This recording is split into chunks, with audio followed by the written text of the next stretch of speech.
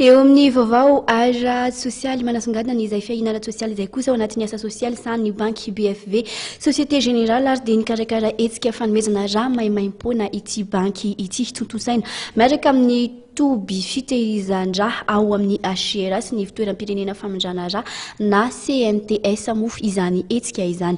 Arahantsika raha ny ambanivanginy mikasika an'izay vaovao izay entiny lovan'Ramanantsoa Kristian Rakotondramangajany.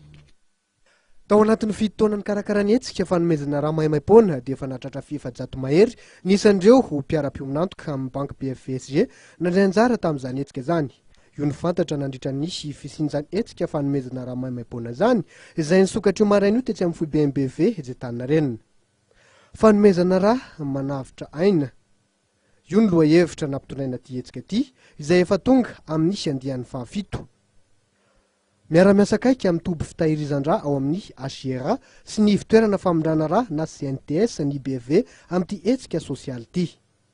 Tombontsoa maro samihafa no mety ho azony amin'ny alalan'ny hetsika fanomezana rà toy izao, isan'izany ny fahafantarana ny groupe sanguin an'ilay mpanome rà, ny fahafantarana ny aretina izay mitaiza azy, ahafahana manamora ny fitadiavana mpanome rà ihany koa ho an'ny CNTS, ny fanolorana karatra mpanome rà ary ny fandrindrana ny tosidran'ilay mpanome rà. Ao anatin'izany rehetra izany hatrany dia nanolotra solotsaina ho an'ny CNTS ny BFV ahafahan'izy ireo mandrindra ny antotantahiriny.